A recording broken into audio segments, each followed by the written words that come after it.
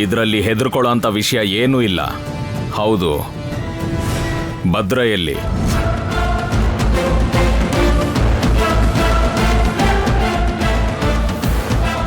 ಅವಳು ರೂಮಲ್ಲಿ ಮಲ್ಕೊಂಡಿದ್ದಾಳೆ ಅನ್ಸುತ್ತೆ. ಇರ್ತಾಳ?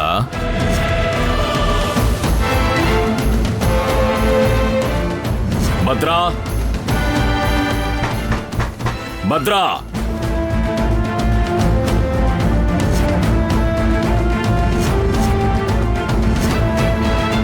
ಭದ್ರಾ, ಬಾಗಿಲು ತೆಗಿ. ಅಮ್ಮ, ಅಮ್ಮ, ಅಮ್ಮ,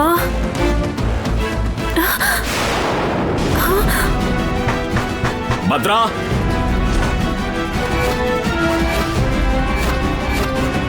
ಭದ್ರಾವತಿ,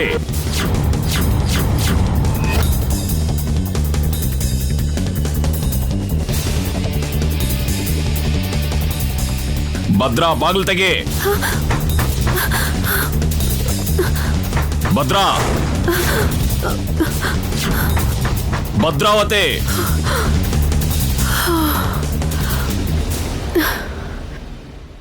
ಏನ್ ಮಾವಯ್ಯ? ನಿಮ್ಮಮ್ಮ ಏನ್ ಮಾಡ್ತಿದ್ದಾಳೆ? ಎಷ್ಟು ಸಲ ಕೂಗ್ಬೇಕು? ಸಿಟ್ ಮಾಡ್ಕೋಬೇಡಿ ಮಾವಯ್ಯ. ಅಮ್ಮ ತಲೆನೋವು ಅಂತ ಹೇಳಿ ಟ್ಯಾಬ್ಲೆಟ್ ತಗೊಂಡು ಮಲಗಿದ್ದಾರೆ. ಎಬ್ಬಿಸ್ಲಾ?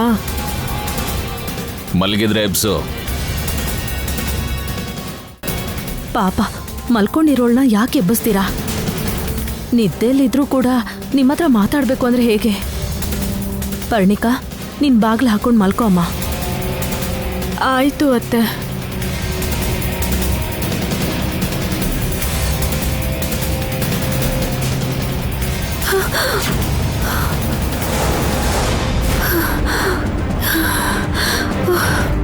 ಅಬ್ಬಾ ದೇವ್ರೆ, ಅಮ್ಮ ಮನೇಲಿಲ್ಲ ಅಂತ ಮಾವಯ್ಯಂಗೆ ಗೊತ್ತಾಗದೇ ಇರೋ ಹಾಗೆ ಏನೋ ಮ್ಯಾನೇಜ್ ಮಾಡಿದೆ. ಅಷ್ಟಕ್ಕೂ ಈ ಟೈಮಲ್ಲಿ ಅಮ್ಮ ಎಲ್ಲಿಗೋದ್ಲು? ಅಮ್ಮ, ಅಪ್ಪ,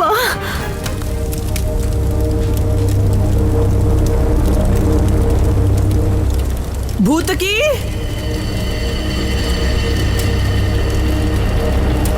ಭೂತಕಿ.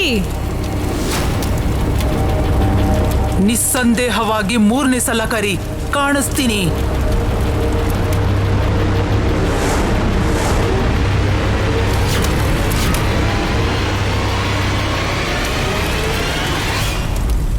ಭೂತಕಿ,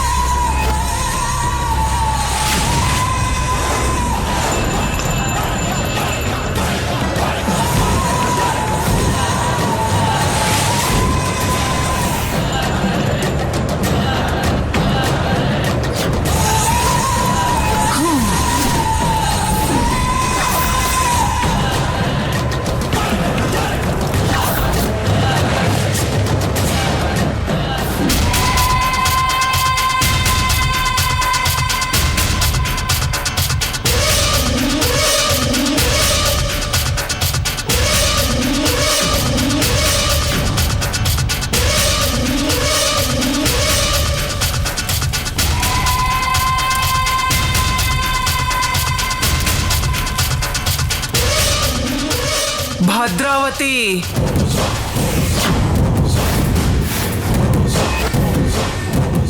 ನನ್ನ ಹೆಸರು ನಿನಗೆ ಗೊತ್ತು?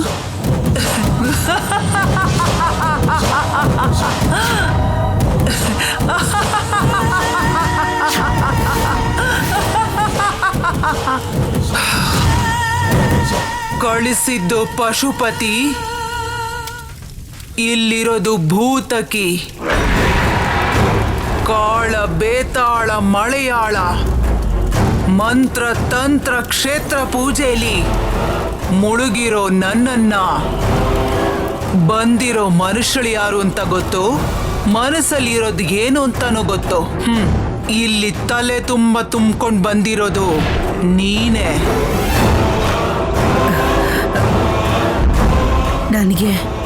ನನಗಿರೋ ಕೋರಿಕೆ ನನ್ನ ಬದುಕಿಸ್ತಿದೆ ಭೂತಕಿ. ಗೊತ್ತು. ಆ ಕೋರಿಕೆ ಜೊತೆಯಲ್ಲೇ ಇನ್ನೊಂದು ಕೂಡ ಇದೆಯಲ್ಲ ಭದ್ರಾವತಿ. ಹೌದು, ಇನ್ನೊಂದಿದೆ. ಇನ್ನೊಂದು ಕೋರಿಕೆ ಇದೆ. ನನ್ನ ಅಳಿಯ ಅನಿರುದ್ಧ ನಾನು ಕೈವಶ ಮಾಡ್ಕೋಬೇಕು. ನಾನು ಹೇಳೋದನ್ನೇ ಅವನು ಕೇಳಬೇಕು. ನನ್ನ ಮಗಳ ಕುತ್ತಿಗೆಗೆ ತಾಳಿ ಕಟ್ಟು ಅಂದ್ರೆ ಅವನು ಕಟ್ಟಬೇಕು. ಪರ್ಣಿಕಾನ ರಾಜ್ಕುಮಾರಿ ತರ ನೋಡ್ಬೇಕು ಅಂತ ನನಗೆ ತುಂಬಾ ಆಸೆ ಆಗ್ತಾ ಇದೆ. ನಾಗಮಣಿ, ನಾಗನಿಧಿ, ಅನಿರುದ್ಧ್, ಈ ಮೂರು ನನ್ನ ಮುಷ್ಟಿಯಲ್ಲಿರಬೇಕು. ಅನಿರುದ್ಧ್ಗೆ ಮೋಹಿನಿ ಬಂಧ ಹಾಕಿದ್ರೆ ನಿನ್ನ ಮಾತನ್ನೇ ಕೇಳ್ತಾನೆ. ಮಾಡು ಮಾಡು ಮಾಡು. ರಕ್ತ ಸಂಬಂಧ ಅಂತ ಕೂಡ ನೋಡ್ದೆ ಮೋಹಿನಿ ಬಂಧನ ಮಾಡು ಭೂತಕಿ.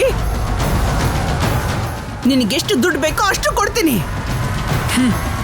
ದುಡ್ಡು ಏನು ಮಾಡ್ಲಿ ನಾನು? ನನಗೇನು ಬೇಕೋ ಆಮೇಲೆ ಕೇಳ್ತೀನಿ. ನಾಗಮಣಿ ಕಾಣಿಸೋ ಅಂತ ದಿನ ಹತ್ರ ಬಂದಿದೆ. ಅದನ್ನ ಪಡ್ಕೊಂಡು ಅನಿರುದ್ಧನ ನಿನ್ನ ವಶ ಮಾಡ್ಕೋ. ಹೇಗೆ? ಹೇಗೆ ವಶ ಪಡಿಸ್ಕೊಳ್ಳೋದು ಹೇಗೆ? ಅವನ ಕಾಲ ಕೆಳಗಿನ ಮಣ್ಣು, ಉಪಯೋಗಿಸಿರೋ ಬಟ್ಟೆ, ಅವನ ತಲೆಯಲ್ಲಿರೋ ಕೂದಲು, ಈ ಮೂರು ವಸ್ತುಗಳನ್ನ ತಗೊಂಡ್ ಬಾ. ಓಂ ಭೀಂ ಶ್ರೀಂ ಮೋಹಯ ಮೋಹಯ. ಪ್ರತ್ಯಂಗಿರಿ ಮಾತಾ ವಶೀಕರಣ ಮಂತ್ರನ ಜಪಿಸುವಂತ ಇದ್ದಾಳೆ. ಕ್ಷುದ್ರ ಪೂಜೆನ ಶುರು ಮಾಡೋಣ. ತಗೊಂಡ್ ಬಾ, ಹೋಗು ಭದ್ರಾವತಿ. ಮಣ್ಣು, ಬಟ್ಟೆ, ಕೂದಲು. ನಾಳೆ ನಾಳೆ ತಗೊಂಡು ಬರ್ತೀನಿ. ಕೆಲಸ ಪೂರ್ತಿ ಆಗ್ಬೇಕು. ಹೇ, ಪಶುಪತಿ ಕಳಿಸಿರೋ ಮನುಷ್ಯಳು, ಕೆಲ್ಸ ಪೂರ್ತಿ ಮಾಡ್ತೀನಿ. ನೀನ್ ಹೋಗ್ಬಾ.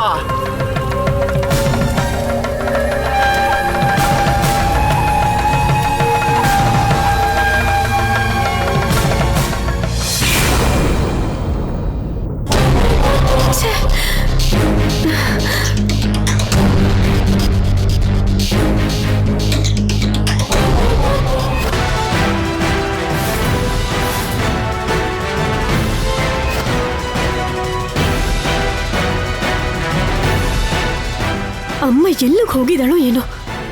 ಮೊಬೈಲ್ ಬೇರೆ ಇಲ್ಲೇ ಬಿಟ್ಟು ಹೋಗಿದ್ದಾಳೆ. ಮಧ್ಯರಾತ್ರಿ ಆಗಿದೆ. ಇಷ್ಟೊತ್ತು ತನಕ ನನಗೆ ಯಾಕೆ ಹೇಳಲಿಲ್ಲ ಅಂತ ಮಾವಯ್ಯ ಕೋಪ ಮಾಡ್ಕೋತಾರೆ. ನಿಜ ಹೇಳೋದೇ ಒಳ್ಳೇದನ್ಸುತ್ತೆ. ಅಯ್ಯೋ ಬೇಡಪ್ಪ, ಅಮ್ಮ ಸಾಯಿಸಿ ಬಿಡ್ತಾಳೆ. ಅಯ್ಯೋ ದೇವ್ರೆ.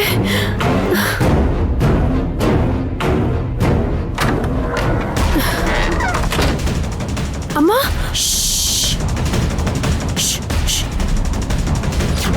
ಎಲ್ಲಿಗೆ ಹೋಗಿದೆ ಅಮ್ಮ?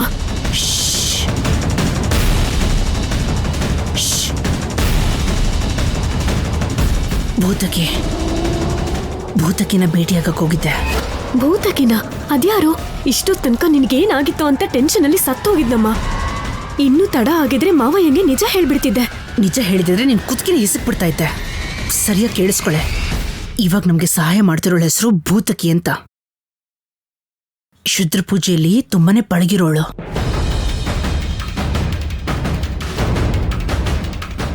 ಅನಿರುದ್ಧ್ ಕೈ ವಶ ಆಗೋ ಥರ ಮಾಡಿ ನಾಗಮಣಿ ನಮಗೆ ಸಿಗೋ ಹಾಗೆ ಮಾಡ್ತಾಳ ಅವಳು. ಹೇಗಮ್ಮ? ಅದೇ ಪ್ರಶ್ನೆ ನಾನು ಕೂಡ ಕೇಳಿದೆ. ಅನಿರುದ್ಧ್ ಉಪಯೋಗಿಸಿರೋ ಬಟ್ಟೆ, ಅವನು ತುಳ್ಕೊಂಡು ಹೋಗಿರೋಂಥ ಮಣ್ಣು, ತಲೆ ಮೇಲಿರೋ ಕೂದಲು, ಈ ಮೂರು ತಗೊಂಡು ಬಂದ್ರೆ ವಶೀಕರಣ ಪೂಜೆ ಮಾಡ್ತೀನಿ ಅಂತಂದ್ಲು. ಆ ಪೂಜೆ ಏನಾದರೂ ಪೂರ್ತಿ ಆದ್ರೆ ಅನಿರುದ್ದು ಅತ್ತೆ ಅತ್ತೆ ಅನ್ಕೊಂಡು ನನ್ನ ಸೆರೆಗೆ ಹಿಡ್ಕೊಂಡು ಹಿಂದಿಂದನೇ ಬಿದ್ದಿರ್ತಾನೆ.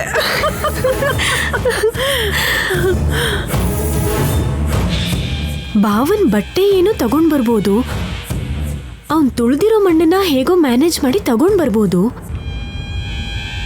ಆದ್ರೆ ಕೂದ್ಲು ಹೇಗ್ ತಗೊಂಡ್ ಬರೋದಮ್ಮ? ಒಪ್ಲಿಲ್ಲ ಅಂದ್ರೆ ಕಾಲ್ ಹಿಡ್ಕೋಬೇಕು, ಒಂದ್ ವೇಳೆ ತಲೆಲ್ಲ ಮಾತಾಡಿದ್ರೆ ಜುಟ್ಟು ಹಿಡ್ಕೋಬೇಕು.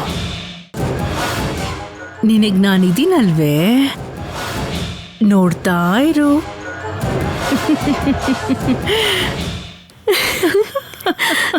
ಅಮ್ಮ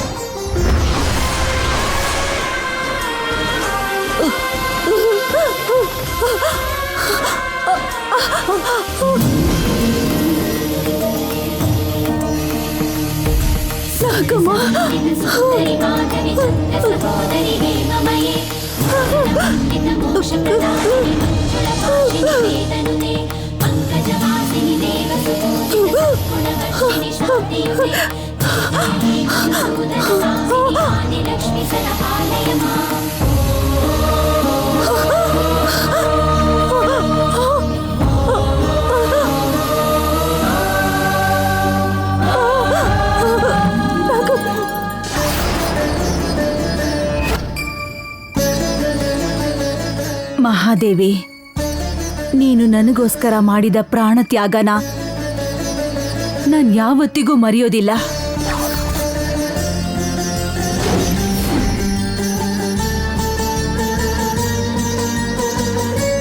ನಮ್ಮ ನಾಗಜಾತಿಗೆ 100 ಸಂವತ್ಸರಗಳ ಆಯಸ್ಸಿರುತ್ತೆ. ಆದ್ರೆ ಮನುಷ್ಯರು ನಮ್ಮನ್ನ ನೋಡಿ ಶತ್ರುತ್ವ ಇದ್ರೂ ಇಲ್ದೇ ಇದ್ರೂ ಸಾಯಿಸ್ಬಿಡ್ಬೇಕು ಅನ್ಕೋತಾರೆ. ನನ್ನ ಭಕ್ತಳಾದ ನೀನು ನನ್ನನ್ನ ಕಾಪಾಡ್ಕೊಳ್ಳೋದಕ್ಕೆ ನಿನ್ನ ಪ್ರಾಣನ ಪಣಕ್ಕಿಟ್ಟೆ.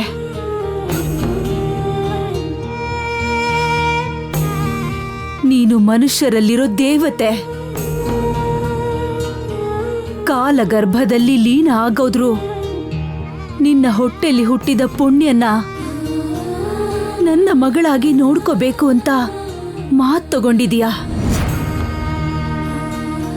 ಪುಣ್ಯ ನನ್ನ ಮಗಳು ಮಹಾದೇವಿ.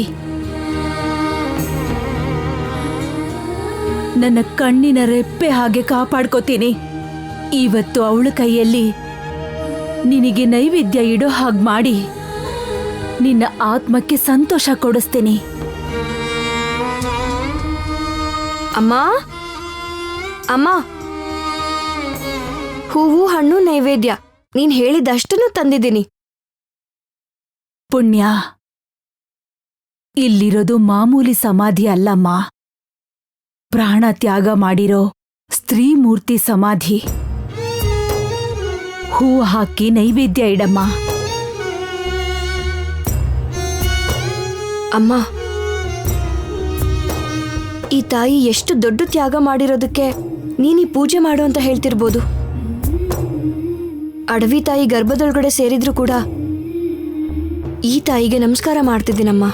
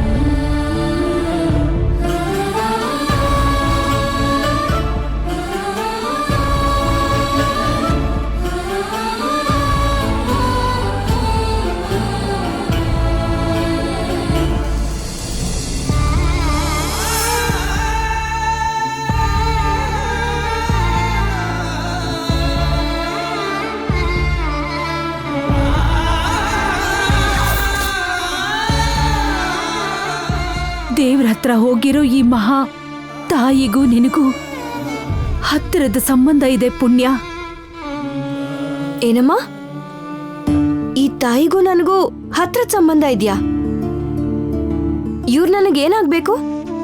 ಅನ್ಕೊಂಡ್ರೆ ಅಮ್ಮ ಆಗ್ತಾಳೆ.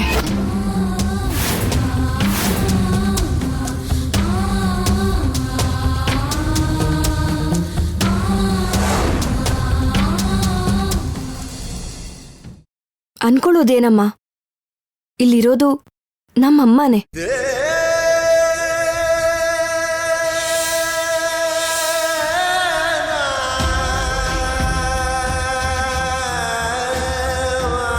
ನಾಗಮಂಡಲಕ್ಕೋಸ್ಕರ ತ್ಯಾಗ ಮಾಡಬೇಕು ಅನ್ಕೊಂಡಿರೋ ನನಗೆ ಪ್ರಾಣ ತ್ಯಾಗ ಮಾಡಿರೋ ಒಬ್ಬ ತಾಯಿ ಸಮಾಧಿ ತೋರಿಸಿದ್ಯಾ?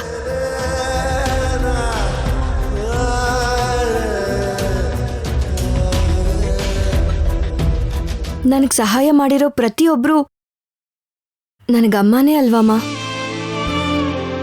ಆಕೆ ಕೂಡ ನಾಗಭಕ್ತಳೇ ಅಮ್ಮ.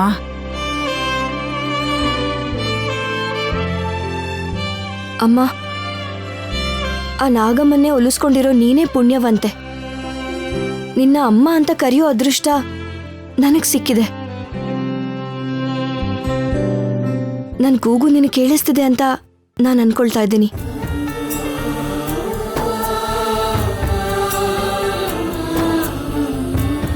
ನಮ್ಮಮ್ಮನ ಮನಸ್ಸಲ್ಲೂ ಕೂಡ ನೀನೇ ಉಳ್ಕೊಂಡಿದ್ಯಾ.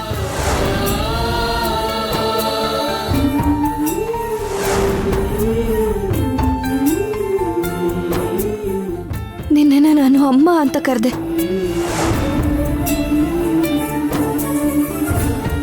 ನೀನ್ ನನ್ನನ್ನ ನಿನ್ ಮಗಳು ಅನ್ಕೋ. ಅಮ್ಮ,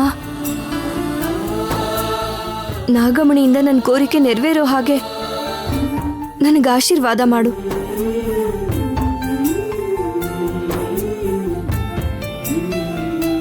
ನಾನು ಬದುಕಿರೋ ಅಷ್ಟು ದಿನಾನು ನಿನಗೆ ಪೂಜೆ ಮಾಡ್ತೀನಿ.